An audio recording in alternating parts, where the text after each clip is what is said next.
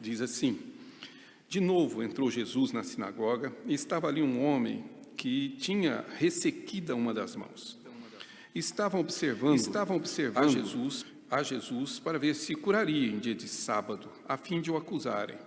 E disse Jesus ao homem da mão ressequida: vem para o meio. Então lhes perguntou: é lícito nos sábados fazer o bem ou fazer o mal, salvar a vida ou tirá-la? Mas eles ficaram em silêncio. Olhando-os ao redor, indignado e condoído com a dureza do seu coração, disse ao homem: estende a mão. Estendeu-a, e a mão lhe foi restaurada. Retirando-se, os fariseus conspiravam logo com os herodianos contra ele, em como lhe tirariam a vida. Gostaria de começar hoje com a letra de uma música de um cantor, a quem eu realmente admiro, chamado Carlos Sider. A música dele se chama Quando a gente vê como Deus vê. E ele joga com a palavra, digamos aqui, com essa jogo de palavras sobre a questão de ver. E eu gostaria de ler a letra com você, por favor. Gladson, se puder passar, enquanto leio, por favor. Quando a gente vê o que Deus vê, por favor. Primeira estrofe. Quando a gente vê o que pode ver, tudo fica embaçado, tão confuso, atrapalhado, pois nem sempre dá para ver o que é para ver. Quando a gente vê o que quer ver, logo esquece do que importa, põe o pé na estrada torta, pois a gente só quer ver o que quer ter. Mas quando a gente vê por outros olhos, aprende e vê que existem mais cenários, diferentes e importantes do orgulho, tão distantes, que às vezes são melhores para se ver, nos ajudam melhor a ver o que é para ver. Quando a gente vê como Deus vê, vê melhor de olho fechado, bem mais claro, mais exato, pois o próprio Deus nos mostra o que é para ver. Quando a gente vê como Deus vê, fixa os olhos no que importa, não escolhe a errada porta, pois o próprio Deus nos mostra em qual entrar. Pois quando a gente vê como Deus vê, logo vê que dá para ver além das nuvens, o que é eterno, imutável, sem começo, infindável.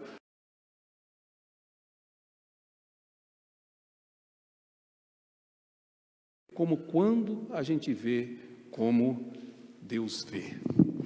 Não vou colocar a música, porque aqui o foco é realmente você compreender essa letra. Obrigado, Gladson, pode desligar. Mas eu gostaria de ir exatamente nesse ponto que Sider aponta na música. Essa diferença que existe entre a minha maneira de ver e a maneira de Deus ver.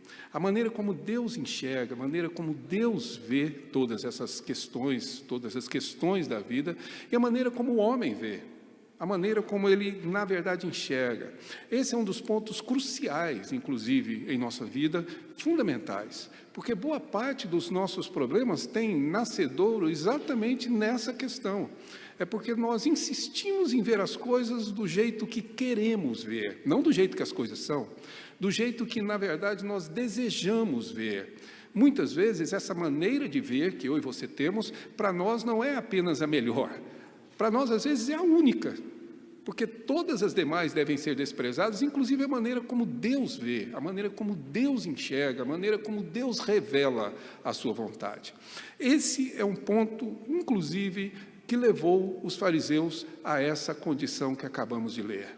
A maneira como eles viam, a maneira como eles enxergavam, e não apenas um sábado, que parece ser o texto, que, aliás, é a nossa leitura, muito superficial do texto. A gente só entende que Jesus transgrediu o sábado, confrontando os fariseus, curando um homem naquele dia em que não era permitido curar.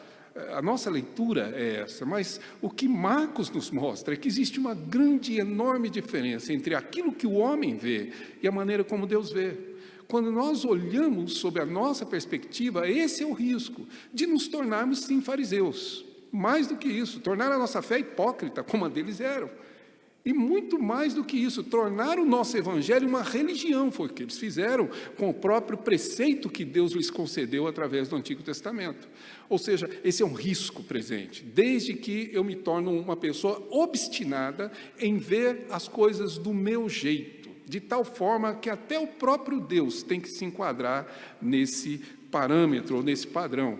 Você há de observar no texto, no contexto, que o foco é exatamente a perspectiva que os fariseus possuem. Marcos narra o ato de Jesus, Marcos narra a reação de Jesus quando ele encontra esse homem que nem deveria estar adorando, embora seja uma sinagoga, não o templo, ele não poderia ir no templo exatamente porque tinha essa mão, não poderia nem sequer ser, digamos assim, fazer parte de um sacerdócio, porque ele possuía um defeito, conforme está previsto lá no livro de Levítico. Mas Marcos narra não olhando apenas para Jesus, mas ele mostra, evidentemente, ele tem uma atenção muito grande sobre os fariseus, se você puder observar o texto. Como já dissemos várias vezes, essa é a conclusão de um conjunto de conflitos de Jesus com os fariseus que Marcos vem nos narrando. Ele começa com a cura do paralítico lá no capítulo 2, no verso 1, quando a questão gira em torno da autoridade. Passa, a partir daí, a discutir exatamente o fato de Jesus comer com pecadores, coisa que não é permitida, coisa que seria considerado, sim, uma transgressão de qualquer tipo de espiritualidade prevista. Passa logo depois pela discussão sobre o jejum, entrando então no sábado e concluindo exatamente com este conflito. É o quinto, a quinta narrativa que descreve isso. Jesus envolvido em um conflito com os fariseus num sábado numa sinagoga. Provavelmente a expressão "de novo" demonstra como a ida de Jesus à sinagoga é deliberada. Como ele é um Deus onisciente, ele sabe perfeitamente bem o que encontraria, inclusive o homem com essa mão ressequida. Portanto, ele novamente vai deliberadamente num sábado, e observe como foco são os fariseus também. Verso 2, diz que eles o estavam observando para o acusarem. Na verdade, os fariseus se cercavam disso para tentar acusar Jesus. Esse é o objetivo, o propósito da observação, para que pudessem acusá-lo. Observe que existe neles um silêncio aqui doloso, não vou dizer nem culposo, mas eles permanecem sim em silêncio quando Jesus traz esse princípio. Quando Jesus diz, no sábado é lícito salvar ou matar, fazer o bem ou fazer o mal, e eles permanecem em silêncio. Não é o silêncio ignorante, não é o silêncio de pessoas que não sabem, é o silêncio conveniente, é o silêncio hipócrita, de quem sabe a resposta e não dá, de quem na verdade transgride a própria lei e ainda assim permanece em silêncio como se nada tivesse acontecido. Se eles dizem sim, eles confirmam o ato de Jesus. Se eles dizem não, eles confrontam a palavra. Então, convenientemente, eles se mantêm em silêncio.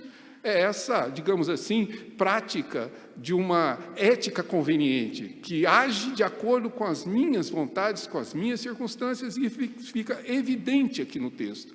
E mais do que isso, quando Jesus conclui, veja bem, ao longo de 5 conflitos, digamos assim, qual é a resposta que Marcos nos dá? É que os fariseus, se retirando de lá, verso 6, conspiravam logo com os herodianos, seus inimigos, apoiadores do Império Romano, mas para um propósito comum, que é tirar a vida de Jesus, eles se unem. Marcos está dizendo que chegou aqui o clímax desse conflito, a ponto deles tomarem a decisão, e a partir daqui até a cruz, eles estão conspirando contra, preparando exatamente a oportunidade para poder tirar a vida de Jesus. Por quê? Porque Jesus não vê os seus preceitos religiosos, a sua espiritualidade, da maneira como eles veem. Porque Jesus não vê a vida da maneira como eles veem. Então é mais fácil matar a Jesus do que, na verdade, se submeter à sua vontade. Pois é exatamente este conflito que surge. E para nós, é claro, é muito mais interessante entender como é que Jesus reage a ele. Muito mais importante do que ver como é que os próprios fariseus se posicionam. Mas como é que Jesus reage? Qual é a maneira com que Jesus atua? E mais do que isso, como Jesus enxerga, como Jesus vê aquilo que os fariseus estão vendo distorcidamente, estão vendo a partir da sua perspectiva. Percebam, verso de número 2 diz que estavam observando Jesus para ver se ele curaria em dia de sábado. Aqui começam os problemas.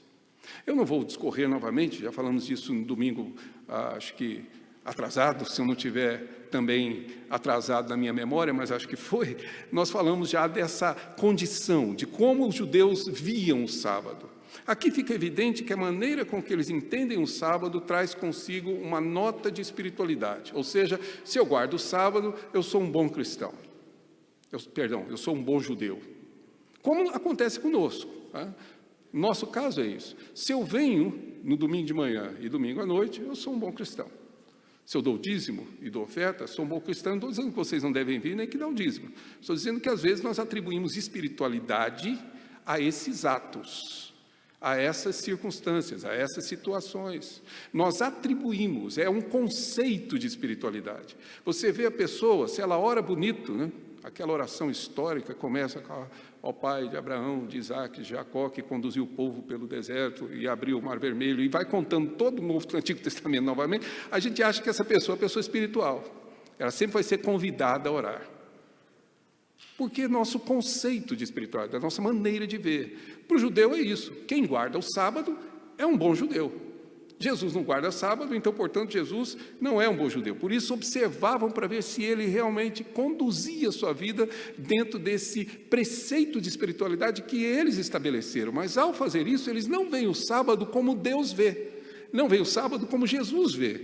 Eles veem o sábado do jeito que eles queriam ver, estabelecendo regras e preceitos que nem sequer estavam previstos. É claro que Deus disse que eles deveriam guardar o sábado, mas é claro que não há no Antigo Testamento uma métrica de qual a distância você pode percorrer no sábado, e isso eles faziam. Que tipo de trabalho? Há alguns escritos que aparecem essas discussões rabínicas de saber o que é permitido e o que não é permitido no sábado. Por exemplo, colher um ovo de uma galinha que botou no sábado, é permitido ou não? Depende. Se você tem uma granja, é trabalho. Agora, se a galinha é do seu quintal, sem problema nenhum. Percebem? Essas questões com detalhes irrelevantes, pois eles estabeleceram o sábado sob essa perspectiva. A pergunta é como, na verdade, Deus vê o sábado, como Jesus vê o sábado. Jesus vê o sábado da maneira como ele trata aqui. Ele não somente é o Senhor do sábado, não para transgredi-lo, mas exatamente para cumprir aquilo que o sábado determina. E o que é o sábado, afinal de contas? O sábado nada mais é do que um sinal. O sábado é exatamente uma indicação de. É quando, na verdade, ele sinaliza, como o reverendo Igor tem apresentado nas nossas quartas-feiras, as festas, elas existem para nos lembrar, para sinalizar, para, de alguma maneira, mostrar exatamente qual o propósito, uma realidade além do próprio evento. Cada sábado preservado, cada sábado cumprido, indicava, ou pelo menos relembrava ao coração do povo algumas verdades que parecem ter sido esquecidas. Se você me permite. Colossenses, capítulo de número 2, Paulo interpreta exatamente como Jesus ensina. E claro, porque aqui a palavra é inspirada. Então, em Colossenses, no capítulo 2, no verso 16, Paulo escreve assim: ninguém, pois, os julgue, diz ele, por causa da comida, da bebida, ou dia de festa, ou lua nova, ou sábados. Agora, note como Paulo acrescenta no verso 17, porque tudo isso tem sido sombra das coisas que haviam de vir, porém, o corpo é de Cristo. Não sei se você parou para perceber o que o texto está dizendo. Paulo está usando uma figura de linguagem. A figura de linguagem é sombra e corpo. Você tem a sombra e você tem o corpo. Tudo isso, sábados, são sombra. Mas o corpo é de Cristo. Ora, o sábado anuncia a chegada de Cristo, assim como uma sombra anuncia a chegada de um corpo. Imagine que nós estivéssemos aqui no escuro. E se tivesse escuro, muita gente já tinha corrido daqui. Mas digamos que estivéssemos no escuro. E a luz estivesse de lá. E alguém viesse nessa direção, nesse corredor. O que chegaria primeiro? A sombra. A hora que a sombra aparecesse ali, qual a conclusão você chegaria? Vem alguém aí? Até que o corpo chega e você sabe quem é. Provavelmente um dos meninos estava aqui pulando. Correto? Mas você vê a sombra primeiro e depois a chegada do corpo. É isso que Paulo está dizendo. O que é o sábado? Sábado é o anúncio da chegada do corpo, das coisas que haviam de vir, da chegada do reino, da chegada do Messias. Ora, o Messias chega E os judeus estão questionando por que ele, na verdade, cura no sábado. Para que serve o sábado, se não para anunciar que o Messias chegou, que o reino está presente? Percebem? A leitura equivocada que tornou, na verdade, um sinal da vinda do Filho de Deus numa regra, num preceito imutável, que agora se torna uma regra religiosa e passa a ser instrumento de julgamento da vida alheia. Por quê?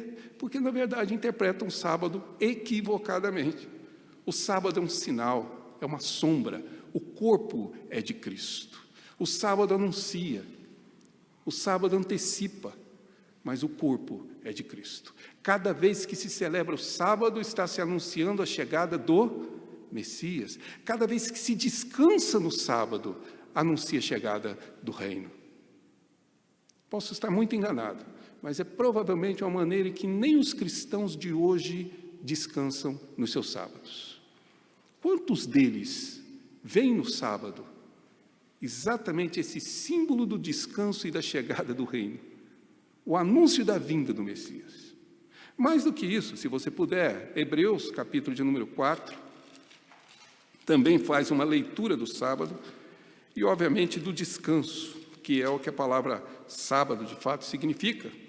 Verso 1 do capítulo 4, ele diz: temamos, portanto, que sendo-nos deixada a promessa de entrar no descanso de Deus, veja bem, suceda parecer que alguns de vós tenham falhado em entrar nesse descanso, porque também a nós foram anunciadas as boas novas, o Evangelho, portanto, como se deu com eles. Mas a palavra que ouviram não lhes aproveitou, porque, visto não ter sido acompanhada pela fé naqueles que a ouviram. Nós, porém, que cremos, entramos no descanso, diz ele, conforme Deus tem dito. Ou seja, nós entramos no descanso porque cremos. E o descanso aqui é, obviamente, uma referência ao sábado. Se não, observe, verso de número 4, porque em certo lugar assim disse, no tocante ao sábado. O que na verdade, o autor de Hebreus está nos ensinando? Simples. O nosso descanso não é um dia. O dia apenas nos revela quem é o nosso verdadeiro descanso. O nosso sábado é Jesus Cristo. É nele que encontramos descanso. Quando eu descanso no dia de sábado, quando eu, na verdade, recupero as minhas forças, me deito, como eu e Eliane nos deitamos a noite passada, exaustos, naquele momento, aquele descanso está me dizendo que eu tenho um único descanso nesta vida: Jesus Cristo. Um dia não vai nos descansar. Uma vida não vai nos descansar. O nosso descanso, diz o autor de Hebreus, é Cristo. E nós que cremos, entramos nele.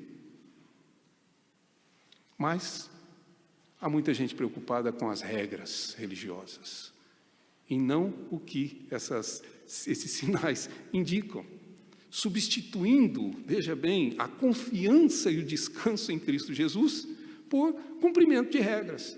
Aí eu acho que eu sou muito crente. Por quê? Porque eu dou dízimo, porque eu tenho uma dessas Bíblias de Genebra bem grande, que aí realmente eu fico mais crente com isso. Eu fico procurando sinais que me deem uma autoafirmação de que eu sou, de fato, alguém que é verdadeiramente cristão, e eu só preciso de uma única coisa: crer em Cristo Jesus, meu descanso. Entrar nele, descansar nele, repousar nele, confiar nele e em ninguém mais. Se eu olhar para o sábado diferente do que Deus olha, meus irmãos, nós nos tornamos hipócritas. E vou ser franco com os irmãos: alguns cristãos simplesmente transformaram o sábado dos judeus no domingo do cristão. As mesmas regras, as mesmas, digamos, proibições. Você não pode ir num restaurante porque você está profanando o domingo, o dia do Senhor. A mesma coisa, ou seja, que diferença faz? Um dia da semana? Não faz a menor diferença. Eu não me torno cristão porque eu transformei o sábado no domingo. Eu me torno cristão porque eu creio exatamente naquele que é o único descanso que podemos encontrar nesta vida. Percebem? Os judeus não veem como Deus vê. Mas mais, se você puder observar no texto de Marcos, novamente, por favor, Jesus caminha um passo além. E aí Jesus apresenta exatamente essa pergunta, percebendo o que havia e percebendo a observação, Jesus deliberadamente chama este homem para o meio. Vocês querem ver? Então agora vocês vão ver mesmo. Traz aqui. Esse homem vem para o meio, para que todos pudessem observar. E diante de todos, Jesus faz uma única pergunta. Um princípio. O princípio de Jesus é simples. Está aí, conforme vocês puderam ler, no verso de número 4. De Jesus, então lhes perguntou, é lícito nos sábados fazer o bem ou fazer o mal? Salvar a vida ou tirá-la? Quando eles ficaram, então, portanto, em silêncio. Um dos problemas nossos é que nós olhamos essa frase de Jesus e nós damos a ela um caráter humanitário. Tá? Parece até propaganda do Médicos Sem Fronteiras, né? Aquela coisa meio, sabe... Jesus não está discutindo essa questão de direitos humanos e nem discutindo qualquer questão humanitária. Esse é um princípio, inclusive, talmúdico, de que sim, há ocasiões em que é permitido, digamos assim, transgredir o sábado, e aí não é transgressão da lei. Há situações em que sim, você vai fazer isso. Uma delas, quando na verdade uma criança, por exemplo, nasce, e você tem que fazer circuncisão no 8º dia, não esqueço de avisar a Camila, tá? Mas, brincando, claro que a gente não faz circuncisão, isso é com a classe médica agora. Mas, digamos, a criança nasce, 8 dias depois, no 8º dia, circuncisão. O 8º dia cai em qual dia? Então, aí não dá para descansar. Porque para cumprir um preceito, eu tenho que, digamos, descumprir outro. Então, aqui seria permitido. Então, pode-se sim. Ou quando, na verdade, você tem algum risco de morte. Alguém ou algum animal. Lembram-se quando Jesus, em Mateus e Lucas, fala desse texto? Qual de vós que tendo animal, que cai no sábado, não vai lá salvar o leão? É exatamente um preceito, veja bem, Talmud, um preceito, na realidade, rabínico. Eles diziam que sim, nessas ocasiões, para salvar a vida de um animal, para, na verdade, salvar aqui a vida de uma pessoa, de um ser humano, sim, justifica-se você trabalhar no sábado o quanto for necessário. Por isso, o princípio de Jesus é uma referência a este ato, a esta perspectiva deles mesmos, dos próprios judeus. E vejam como é que, na realidade, os judeus interpretam. O que eles veem? Bom, se é para fazer isso, concordamos. Só que o que um homem com uma mão paralisada, a palavra é ressequida, mas alguns autores entendem que quer se referir a uma mão sem vida, seca nesse sentido, e portanto uma mão... O que isso significa de ameaça à vida deste homem? Nenhuma. Ele não corre risco de morte. Ele poderia muito bem ser curado no domingo, na segunda, na terça. Por que no sábado? Essa é a perspectiva dos judeus. Portanto, o que eles ignoram é exatamente o que diz o verso 4. No vez, é lícito no sábado fazer o bem ou fazer o mal, e acrescenta Jesus, salvar ou tirar a vida. O que Jesus está fazendo nesse dia, no sábado? Salvando vidas. Ou seja, Jesus cumpre o que ele disse no Evangelho de Mateus. Eu não vim revogar a lei, mas eu vim cumpri-la. E ele cumpre. Jesus não transgride a lei. Os judeus é que interpretam a lei equivocadamente. Jesus está cumprindo o sábado, salvando vidas. Exatamente como o preceito elaborado pelos próprios judeus. Ou seja, a forma como Jesus vê o mandamento é diferente da maneira como os judeus veem. Deus dá uma ordem, e aí eles interpretam de uma maneira diferente. Por quê? Porque, na verdade, é a sua maneira de ver as coisas, porque é um mandamento. Vocês todos, ou quase todos, uma boa maioria de vocês, têm filhos, tiveram filhos, criaram filhos ou cuidaram de criança. Tá certo? E veja bem, quando você dá uma ordem a uma criança, o seu objetivo é dar a ela, fazer por ela o melhor que você pode oferecer. Algumas ordens parecem absurdas para essas crianças, concorda? Escovar dente é uma ordem ridícula. Sabe? Ela não entende por que precisa escovar dente. Dormir cedo? Absurdo isso. Por que você e meu pai ficam e eu não posso? Crescem um pouquinho, como eu já ouvi de alguns adolescentes, não os nossos, mas de outros. por que eu tenho que arrumar a cama se hoje à noite eu vou deitar nela do mesmo jeito? São ordens, são mandamentos que parecem não se encaixar. Veja bem, por que eu vou lavar a vasilha se daqui a pouco... Claro. Qual o problema? Mas essas questões naturais nossas ocorrem conosco em relação a Deus. Deus nos dá um mandamento, e esse mandamento nos parece pesado.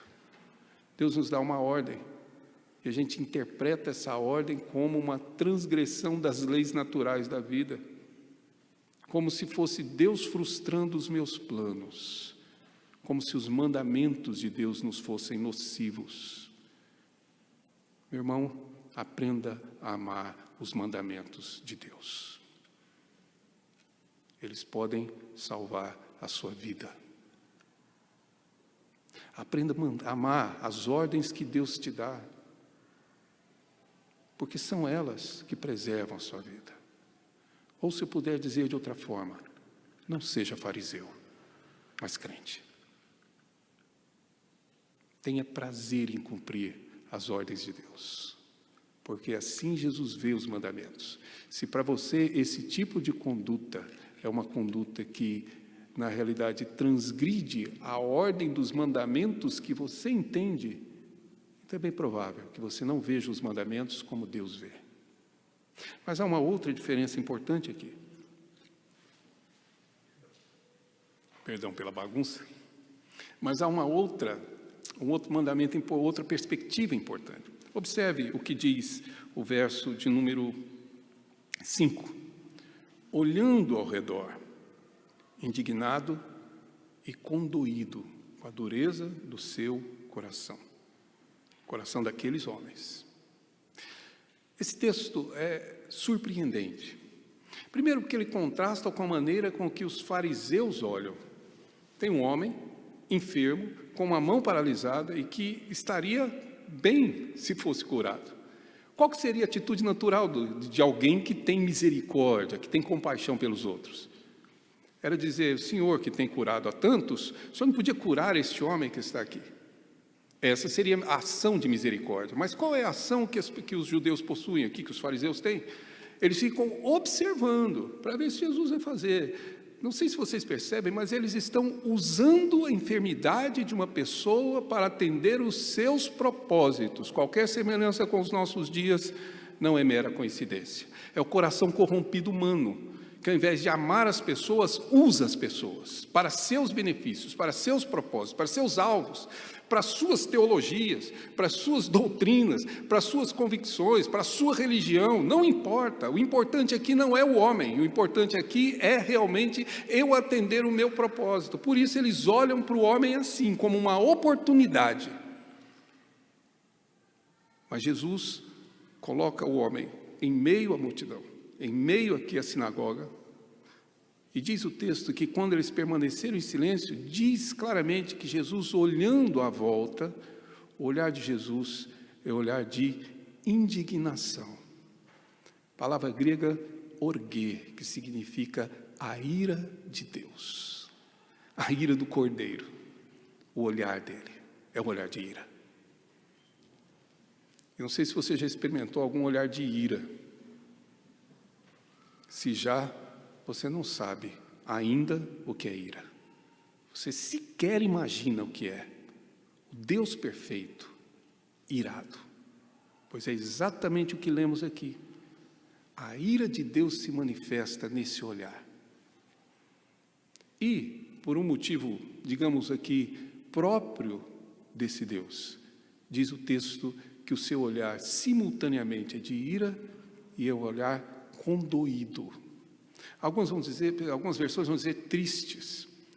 Mas veja bem, a palavra que literalmente tem o prefixo que identifica uma dor com. Jesus está aqui sentindo exatamente a dor deles, ou condoído por eles. Não sei se você consegue compreender isso. Nós temos olhares assim? Sim, claro. Mais de ira do que de compaixão, mas isso acontece. Eu e você temos. Vamos voltar ao exemplo das crianças. Quando você tem filho, você uma hora olha para eles com um olhar de ira. E logo depois você muda esse olhar para uma compaixão, né? Você fica com pena daquela coisinha que vai crescer e te dar ainda muitos problemas. Aí você fica. Você morre de dó. Não é isso? Mas você olha. Mas percebam, esses olhares seus, eles não são simultâneos. Eles se sucedem. Porque eu e você não conseguimos ter esse mesmo olhar ao mesmo tempo.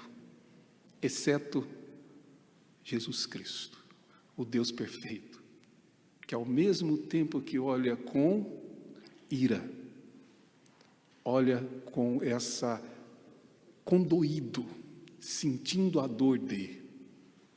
E só Ele é perfeito para ter esse mesmo olhar.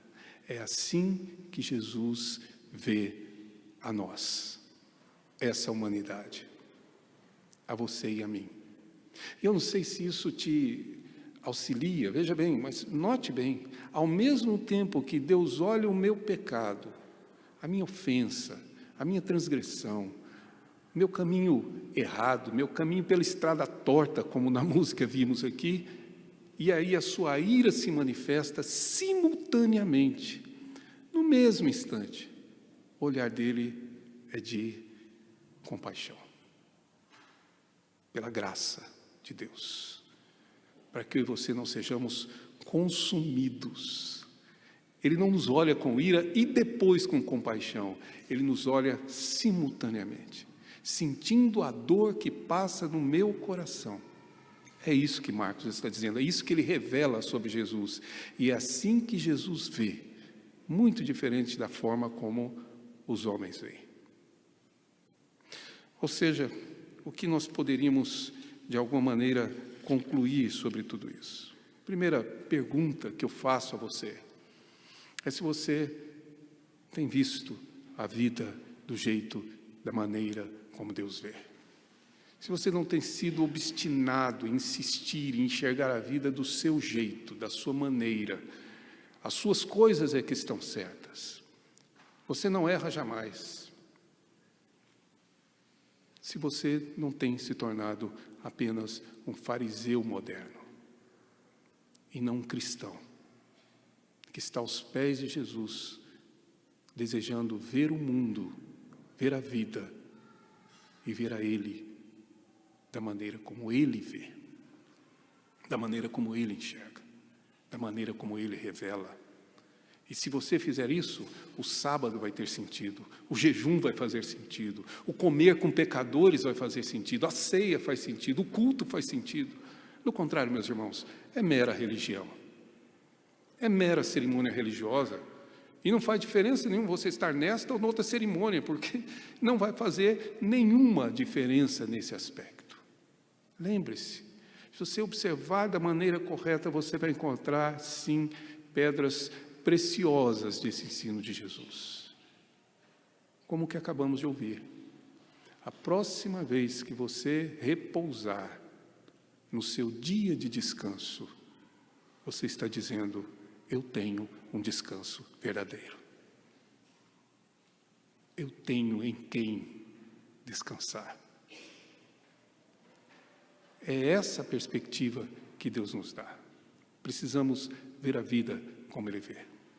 Do contrário, terminaremos, sim, conspirando contra o Evangelho e não pregando o Evangelho.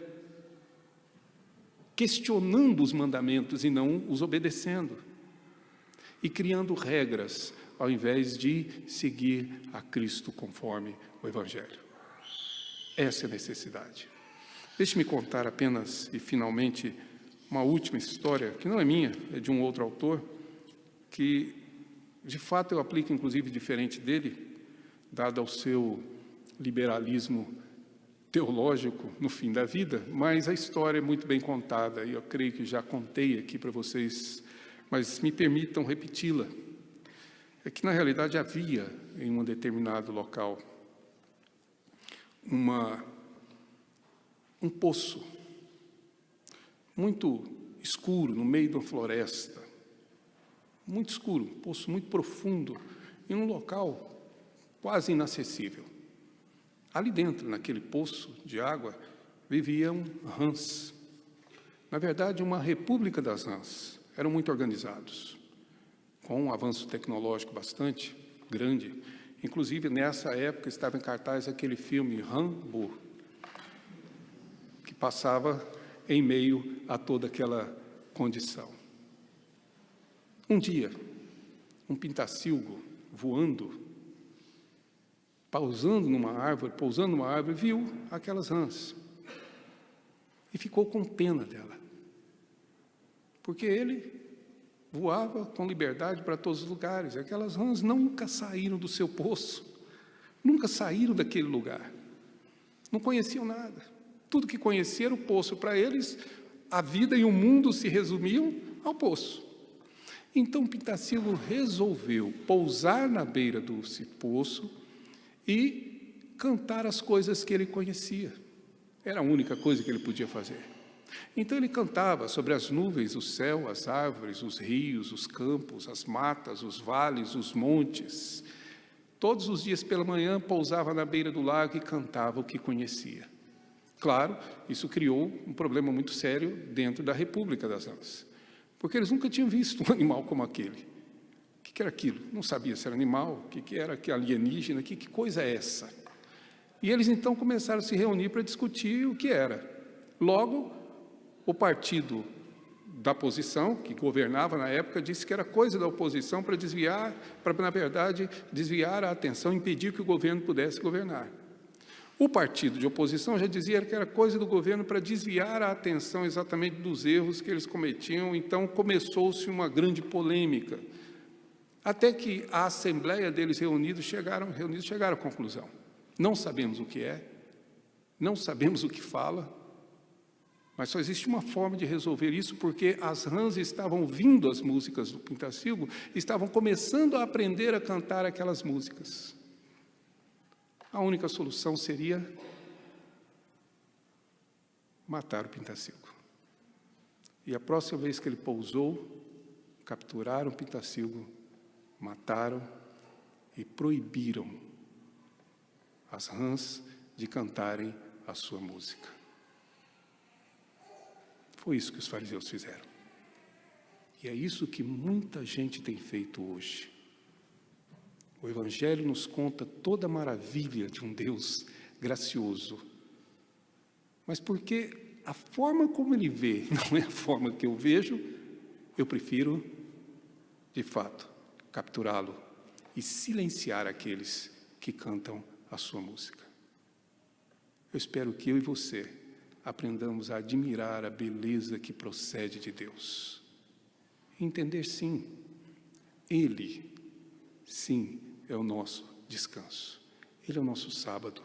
Ele é o Senhor também do sábado, porque é Senhor de tudo. É a Ele que servimos. E tudo que fazemos se justifica nele. E que você e eu, ao longo desta semana, aprendamos a ver a vida como Deus vê. E não como eu e você, obstinadamente, buscamos ver. Que Deus nos ajude. É a única oração que posso fazer. Quero convidar os nossos irmãos pastores, presbíteros, para que juntos celebremos a ceia do Senhor. E que você agora celebre a ceia vendo a ceia como Deus vê. Cristo Jesus vem cear, vem comer com pecadores e fazer disso uma grande festa. Eu espero que você celebre essa data, celebre exatamente este momento como Deus deseja. Convido, portanto, vocês, presbíteros, para que tomem assento à mesa e assim tomemos a ceia do Senhor.